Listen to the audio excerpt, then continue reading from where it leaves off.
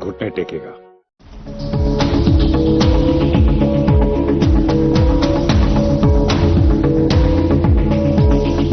सच्ची सहेली महिलाओं के लिए सबसे भरोसेमंद औषधि एवं टॉनिक।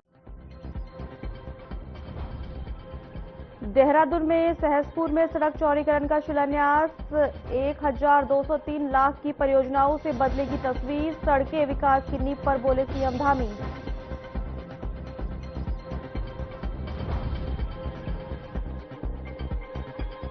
देहरादून में उच्चतम न्यायालय का महत्वपूर्ण आदेश। रोड निर्माण के पक्ष में दिए आदेश। रितु खंडूरी ने निर्णय की दी प्रतिक्रिया। 14 फरवरी को बीजेपी के राष्ट्रीय अध्यक्ष जगत प्रकाश नड्डा का उत्तराखंड दौरा। बीजेपी कोर ग्रुप की अहम बैठक। संगठन और चुनावी रणनीति पर मंथन।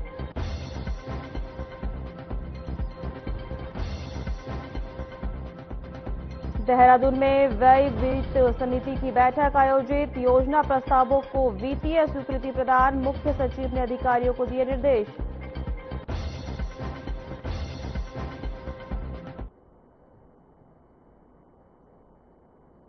नमस्कार, मैं हूं आपके साथ सोनम राय। बुलेटिन में आपका स्वागत है। चलिए बुलेटिन की शुरुआत करते हैं। देहरादून के सहसपुर विधानसभा क्षेत्र में 1203 40 लाख करोड़ रुपए की लागत से सड़क चौड़ीकरण परियोजनाओं के दूसरे चरण का शिलान्यास किया गया।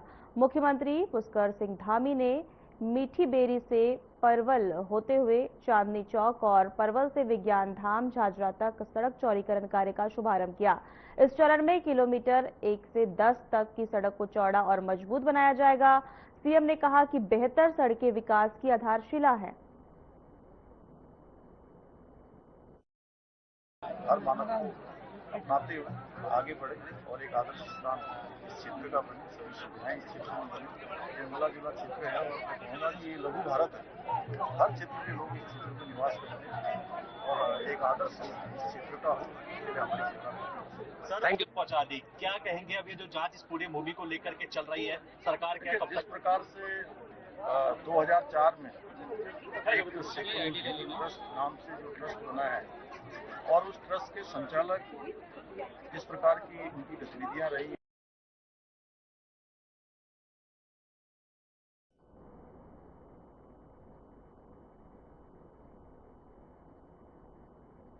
लालढांग चिलरखाल रोड के निर्माण को लेकर उच्चतम न्यायालय का महत्वपूर्ण आदेश कोटद्वार के पक्ष में आया है। आपको बता दें कि जिससे कि अब इस सामरिक दृष्टि से महत्वपूर्ण सड़क के निर्माण मार्ग अब पूरी तरह प्रशस्त हो गया है। तो वहीं इस निर्णय पर प्रतिक्रिया देते हुए उत्तराखंड विधानसभा अध्यक्ष और कोटद्वार विधायक रितु खंडूरी ने इसे कानूनी जीत और कोटद्वार के आसपास के क्षेत्र के विकास की दिशा में ऐतिहासिक उपलब्धि बताया है। साथ ही इस दौरान उन्होंने मुख्यमंत्री पुष्कर सिंह धामी, गढ़वाल सांसद अनिल बलोनी, कोटद्वार की जागरूक जनता और संघर्ष में सहयोग देने वालों का आभार व्यक्त किया।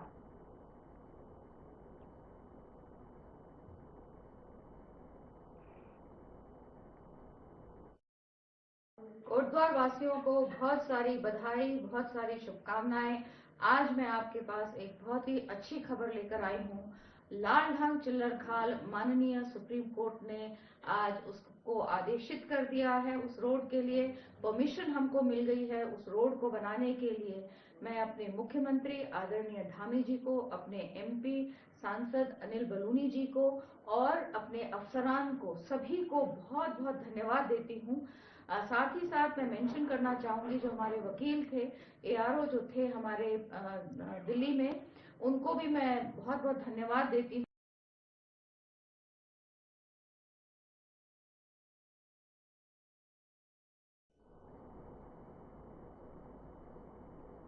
मुख्य सचिव आनंद वर्धन की अध्यक्षता में सचिवालय में व्यय वित्तीय समिति की बैठक का आयोजन किया गया, जहां इस दौरान बैठक में विभिन्न विभागों के योजना प्रस्तावों को वित्तीय स्वीकृति प्रदान की गई। आपको बता दें कि इस मौके पर मुख्य सचिव ने सभी संबंधित विभाग के उच्च अधिकारियों को निर्देश दिए हैं। निर्माण कार्यों के साथ ही अन्य संबंधित प्रस्तावों के क्रियान्वयन की समय सीमा निर्धारित कर कार्यों की गुणवत्ता पूरा कराना सुनिश्चित किया गया है।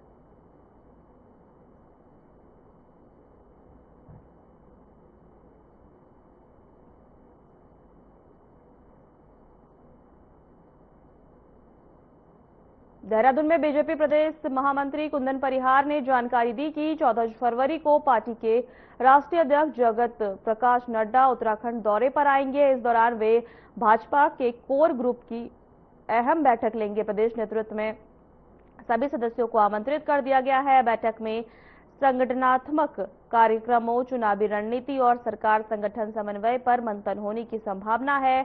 नड्डा का यह दौरा प्रदेश संगठन के लिए महत्वपूर्ण माना जा रहा है।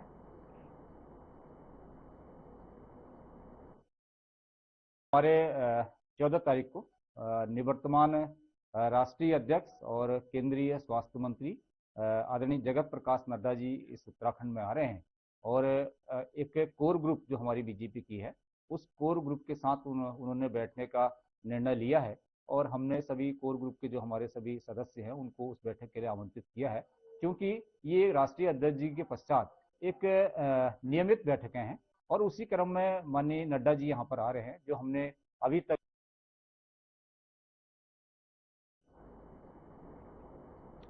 तिब्बत मार्केट में अर्जुन शर्मा की हत्या का मामला सामने आया है। इस वक्त की बड़ी खबर आपको बता दें, हत्या प्रॉपर्टी विवाद को लेकर हुई है। 14 करोड़ से जुड़ी 2 आरोपी मुठभेड़ में घायल हुए हैं और गिरफ्तार भी।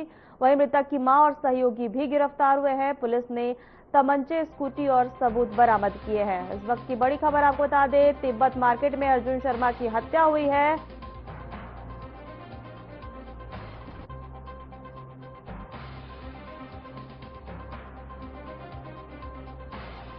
तिब्बत मार्केट में अर्जुन शर्मा की हत्या हो गई है। हत्या प्रॉपर्टी विवाद को लेकर हुई है, जो 14 करोड़ से जुड़े मामले को लेकर है। वहीं मृतक की मां और सहयोगी भी गिरफ्तार हुई है। उनकी पुलिस ने तमंचे, स्कूटी बरामद कर लिए हैं। तिब्बती मार्केट में अर्जुन शर्मा की हत्या प्रॉपर्टी विवाद को लेकर, 14 करोड़ रुपए की विवाद को लेकर हत्या, 2 आरोपी मुठभेड़ में गए हैं। वहीं मृतक की मां को गिरफ्तार किया गया है। तिब्बती मार्केट में अर्जुन शर्मा की हत्या, प्रॉपर्टी विवाद और 14 करोड़ से जुड़ी बात को लेकर विवाद हुआ था। मृतक की मां और सहयोगी भी गिरफ्तार है।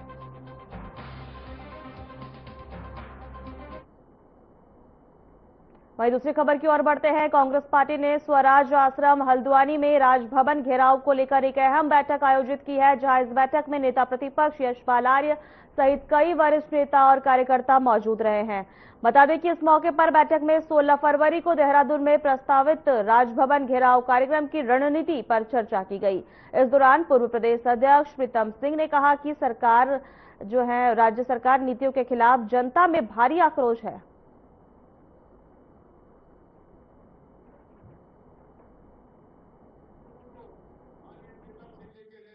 सरकार के संरक्षण में जो अपराधी हैं, माफिया हैं, वो बेलगाम हो चुके हैं। डर भय खत्म हो चुका है और एक लगातार एक गठजोड़ बन चुका है अपराधियों का और प्रशासन का, और सरकार का संरक्षण है। भ्रष्टाचार सारी सीमाएं ध्वस्त हो चुकी है। कानून व्यवस्था नाम की प्रदेश में चीज नहीं है। राष्ट्रीय नेतृत्व ने निर्णय लिया है कि हम उत्तराखंड राज्य के अंदर सरकार को घेरने का काम करें। सरकार जिस तरीके से काम कर रही है उससे आम जन जो है त्रस्त है। आप देख लीजिए, कानून व्यवस्था पूरी तरीके से ध्वस्त है, इस पर सरकार मौन है। भ्रष्टाचार चरम पर है, इस पर भी धामी सरकार मौन है। नौजवान सड़कों में है, किसान आत्महत्या कर रहा है, किसान सड़कों पर है। देखिए ना भूतो ना भविष्य, ऐसा प्रदर्शन देहरादून में होने वाला है। आज तक जो आप लोगों ने देखा नहीं होगा, उससे भारी संख्या वहां पे देहरादून पहुंचने वाली है और इस सरकार को हिलाने का और जनता का जो अपार दर्द है उसका इजहार बयान करने के लिए हम सब लोग वहां पहुंचे। भारी तादाद में लोग पहुंच रहे हैं। सारे नेता हमारे वरिष्ठ जो हैं सब एकजुट हैं। और जिस तरीके से आज काश्तकार किसान परेशान है, व्यापारी परेशान है, महिला अपराध में हम आज 9 हिमालय राज्यों में पहले स्थान पर चले गए। आखिर कितनी अंकिता है? अंकिता भंडारी के अलावा ममता जोशी, बहुगुणा, पिंकी, संतरेसा की वो दलित बच्ची 14 साल की, उसके अलावा ISBT में 13 साल की बच्ची का बलात्कार, नैनीताल में बलात्कार, चंपावत में बलात्कार और सल्ट में बलात्कार, और ये सारी जो बेटियां हैं ये इसमें कहीं ना कहीं बीजेपी के लोग संलिप्त हैं। तो ये आखिर धामी कर क्या रहा, डबल इंजन कर क्या रहा।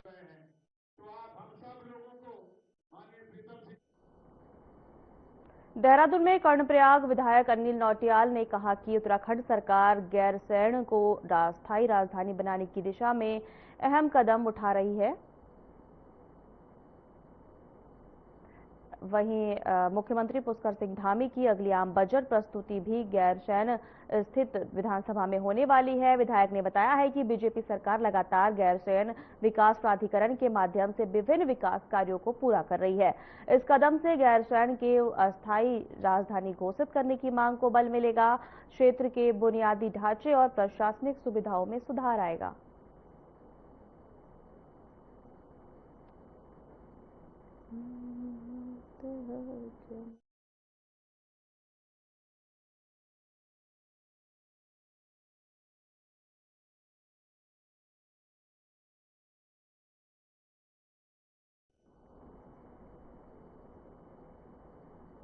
एक बार आपको फिर से बता दें, कर्णप्रयाग के विधायक ने गैरसैंण को राजधानी बनाने का जो है बात कही है। वही गैरसैंण में धामी सरकार का आम बजट पेश किया गया है। विधायक ने विकास कार्यों का उल्लेख किया है।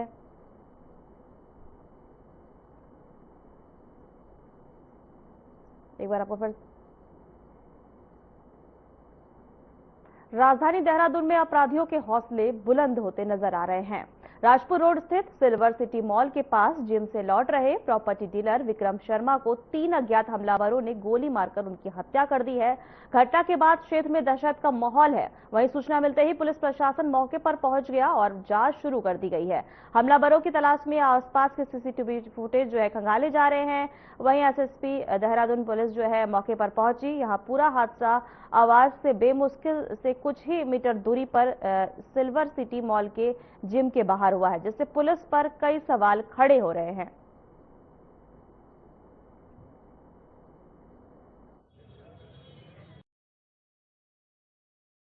जिम करने यहाँ पर एक व्यक्ति आते हैं, प्रातः की बात है 10:15 बजे की, और इनका नाम विक्रम शर्मा पता चला है, जो यहाँ जिम करने आते थे और जिम करके लौट रहे थे। तो यहाँ पर 2 अज्ञात लोगों ने उनको गोली चलाई है, जिससे इनकी मृत्यु हुई है। बाकी अन्य जानकारी उनके बारे में उनके परिजनों से की जा रही है। सर अभी तक कुछ पता लगा कहाँ की इतनी क्या सूचना क्योंकि अभी प्राप्त ही हुई है, अभी टीम हमारी पहुंची है यहाँ पर, तो फोरेंसिक टीम में सारी चीजें। तो देखिए अभी एक व्यक्ति विक्रम शर्मा नामक व्यक्ति ये यहाँ से जिम से आ रहे थे और जिम के बाद में ये करीबन 10:15 के लगभग कुछ अज्ञात हमलावर थे, उन्होंने उनको गोली मार दी और अनफॉर्चुनेटली उनकी डेथ हो गई है। हमारी FSL की टीम यहाँ पे विजिट कर लिया है और साथ में से पूरी STF भी यहाँ पे इसकी जांच कर रही है। शहर में हमने नाकेबंदी कर ली है।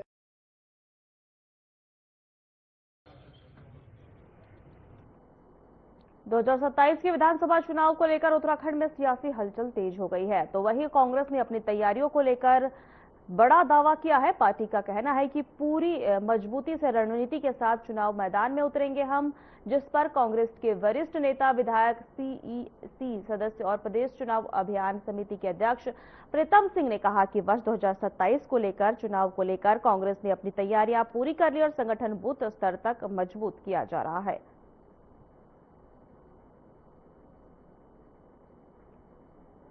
जो ने पूजा लेकर के कांग्रेस पूरी तरीके से तैयार है। हम पूरी मजबूती के साथ चुनाव लड़ने का काम करेंगे और मुझे लगता है कि उत्तराखंड के आम जन जो है आज कांग्रेस की ओर देखने का काम कर रही है और ये हमारा दायित्व बनता है कि हम जन भावनाओं पर खरे उतरने का काम करें। हम जवाब देते हैं, लेकिन आपने जो नहीं पूछा हमने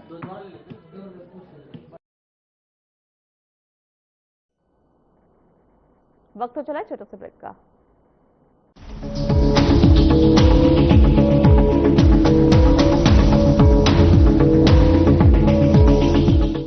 क्या आप जिम जाते हैं, कसरत करते हैं, फिर भी आपकी सेहत नहीं बनती।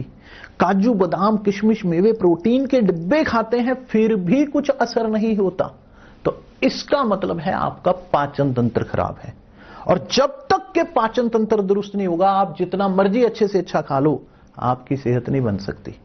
इसलिए हमारी संस्था सन्यासी आयुर्वेदा ने एक ऐसी दवा का निर्माण किया है जो कि आपके लिवर, आपके पाचन तंत्र को दुरुस्त करने का काम करती है, ताकि आप जो भी खाएं उसका पूरे का पूरा निचोड़ आपके शरीर को लगे, आपकी भूख बढ़े, खाया पिया सही से लगे, नया खून बने, हड्डियों में जान आए, वजन बढ़े और आप मोटे तगड़े खूबसूरत पर्सनैलिटी के मालिक बन जाएं।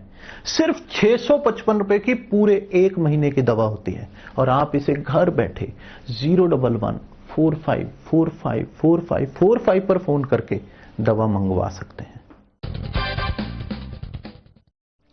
नमस्कार दोस्तों, हम सभी जानते हैं मोर हमारा राष्ट्रीय पक्षी है। इसके अलावा हिंदू संस्कृति और ज्योतिष शास्त्र में भी मोर पंख का खास महत्व है।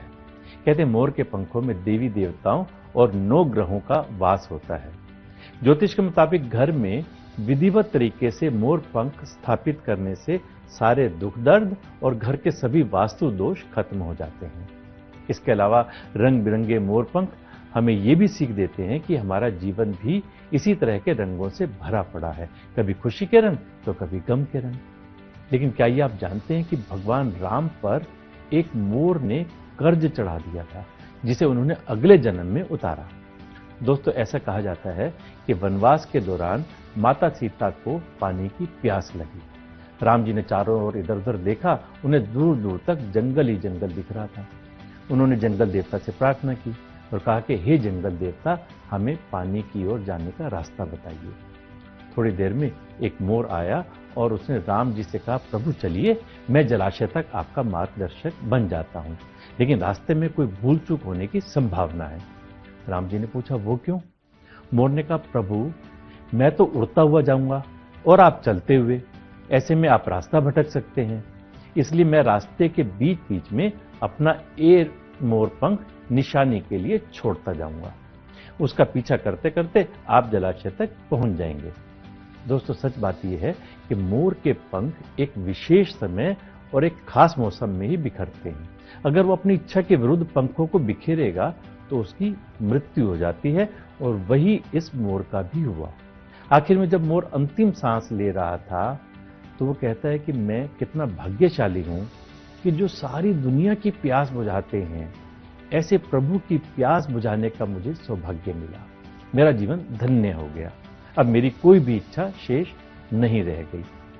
इस पर श्री राम ने मोर से कहा कि मेरे लिए तुमने जो मोर पंख बिखेर कर मुझ पर जो कर्ज चढ़ाया है, मैं उस कर्ज को अगले जन्म में जरूर चुकाऊंगा। उसके बाद अगले जन्म में भगवान राम ने कृष्ण का अवतार लिया और अपने सिर पर मोर पंख धारण किया। आप भी मोर में प्रभु राम और श्री कृष्ण के दर्शन कर सकते हैं और साक्षात मोर पंख को अपने मंदिर में सजाकर आशीर्वाद प्राप्त कर सकते हैं। मैं पिछले हफ्ते जयपुर जिस स्थान पर गया, वहां कम से कम 200 मोर थे, जिनके साथ रहने का आनंद और सौभाग्य मुझे मिला। इसलिए सारी जानकारी एकत्र करके आपसे साझा की। आप भी जब कभी मोर को देखें तो ओम नमो भगवते वासुदेवाय मंत्र बोलकर ये अनुभव कर सकते हैं कि आप भी साक्षात कृष्ण जी के दर्शन कर रहे हैं। सच में ये मोर पंख इतना भी सुंदर ना होता, कृष्ण, अगर ये तेरे सिर पर ना सजा होता। नमस्कार।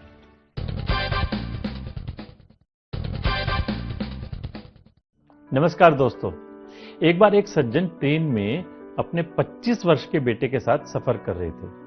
ट्रेन की खिड़की से बाहर देखकर लड़का चिल्ला रहा था, पापा देखो पेड़ पीछे भाग रहे हैं। पिता मुस्कुराया, लेकिन पास बैठा व्यक्ति इस युवक के बचकाने व्यवहार से थोड़ा परेशान हो गया। उसको अजीब सा लगा। थोड़ी देर बाद लड़का फिर चिल्लाया, पापा देखो कितने रंग बिरंगे सुंदर पहाड़ हैं, बादल हैं, नदियां हैं। पिता फिर मुस्कुराया, लेकिन पास बैठे व्यक्ति से अब नहीं रहा गया। उसे लगा शायद ये लड़का कुछ मानसिक समस्या वाला है, मेंटली रिटार्डेड है। उसने पिता को कहा, भाई साहब, आप अपने बेटे को किसी अच्छे डॉक्टर को क्यों नहीं दिखाते? पिता ने मुस्कुराते हुए कहा, हाँ दिखाया था, कल तक ये नेत्रहीन था, अब इसकी आंखों की रोशनी वापस आ गई है और इसे दिखने लगा है। इसीलिए इसे ये सब कुछ नया नया सा लग रहा है। दोस्तों, किसी के बारे में कोई धारणा बनाने से पहले उसकी सच्चाई को भली भांति जानना चाहिए। हो सकता है वास्तविकता कुछ और ही हो। कहते हैं ना, जो दिखता है वो होता नहीं, जो होता है वो दिखता नहीं। जनाब, देखकर परखना छोड़ो और लोगों को समझना सीखो। नमस्कार।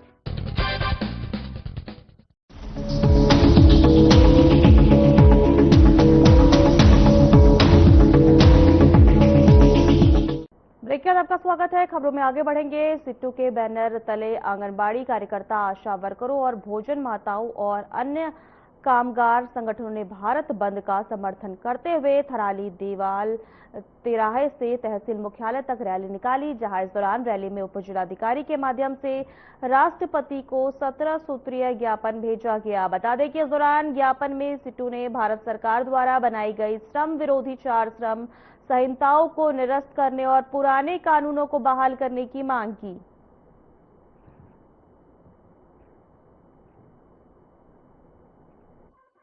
केंद्र की मोदी सरकार ने आपदा में अवसर के नाम पर जो ये 3 संहिताएं, क्योंकि वेतन संहिता तो पहले बन गई थी, आपदा के दौरान ये 3 संहिताएं बनाई और मजदूरों के व्यापक प्रतिरोध के कारण वो लागू नहीं थी। अभी बिहार चुनाव के बाद केंद्र की मोदी सरकार ने ये तीनों मजदूर विरोधी कानून 21 नवंबर 2025 को लागू कर दिए हैं, जो अप्रैल 2026 से लागू हो जाएंगे। और यहाँ पे हमने अपनी आंगनबाड़ी की कई समस्याएं रखी है। सबसे पहली समस्या तो है कि हमारा वेतन मांग बढ़ोतरी हो, साथ में हमें राज्य कर्मचारी घोषित किया जाए। और आजकल जो ये आंगनबाड़ी में ये बाल पोषाहार दिया जाता है, उसे हमारे लाभार्थी कोई भी लेने को तैयार नहीं है। वो कहते हैं कि 3 महीने में वो पोषाहार दिया जाता है और पोषण तक उसकी डेट खत्म हो जाती है। साथ में यहाँ पे हमारा जो ये फेस कैचर होता है, उस पे फेस कैचर में हम लोग बहुत ज्यादा परेशान हैं, क्योंकि जब फर्स्ट लाभार्थी वो हमें पता है कि वो लाभार्थी हमारा है।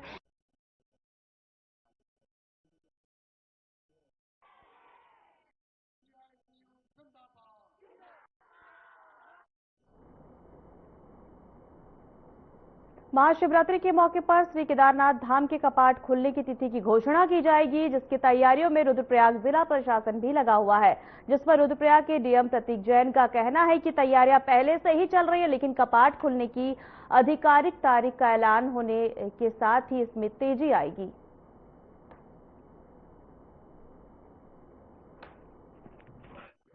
जी बिल्कुल, जनपद में मैं देख रहा हूँ सभी लोगों में और सभी जो केदारनाथ जी यात्रा से जुड़े सभी स्टेक होल्डर्स हैं, उनमें यात्रा को लेके बहुत उत्साह है।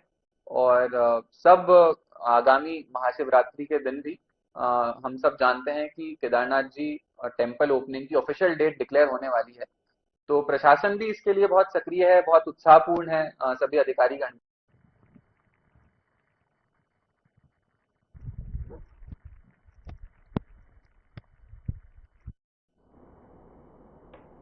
देहरादून में मुख्यमंत्री पुष्कर सिंह धामी ने power transmission corporation of Uttarakhand limited पिटपुकुल की समीक्षा बैठक में बिजली चोरी और वितरण हानि का 0 टॉलरेंस के निर्देश दिए हैं। सचिवालय में आयोजित बैठक में एडीबी व नॉन एडीबी परियोजनाओं की घोषणा और पोषित योजनाओं की समीक्षा की गई है। वहीं आपको बता दें कि ग्रीष्मकालीन सीजन से पहले तैयारियां सुनिश्चित करने को कहा गया, साथ ही पिटकुल व यूपीसीएल की अप्रैल परियोजनाएं शुरू करने के निर्देश दिए गए हैं।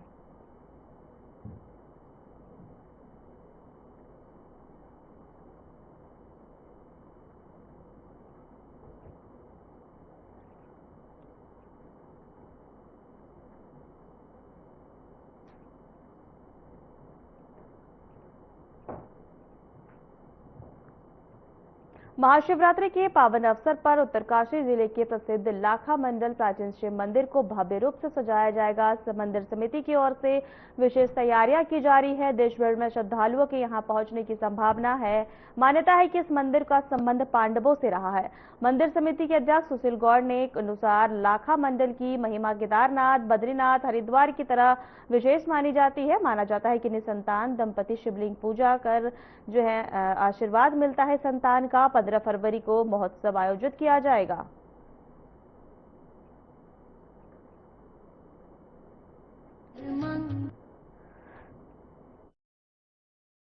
मैं लाखा मंडल शिव मंदिर का अध्यक्ष हूं। वहां पे सुशील गौड़ मेरा नाम है और वह जिस जैसी महत्ता केदार बद्री की है और हरिद्वार की, वैसी वहां की भी है। और वो पांडव कालीन है। वहाँ 1 सेंचुरी से लेकर और 12वीं शताब्दी तक के अवशेष है और 5th सेंचुरी से और 8th सेंचुरी के बीच आदि शंकराचार्य ने बद्री और केदार का पुनर्निर्माण किया था और वो पांडव कालीन है। और अभी कुछ एरिया उसका जो है ASI के अंडरटेक है और कुछ समिति के अंडर में है। और वहाँ पे शिवरात्रि की तैयारी है कि पूरे भारतवर्ष में ही वो एक ऐसा मंदिर है कि निसंतान दंपति जिनकी कोई संतान नहीं होती, अगर एकाग्र होकर वहां पर शिवलिंग में पूजा करे पूरी रात को तो उनको संतान की प्राप्ति होती है।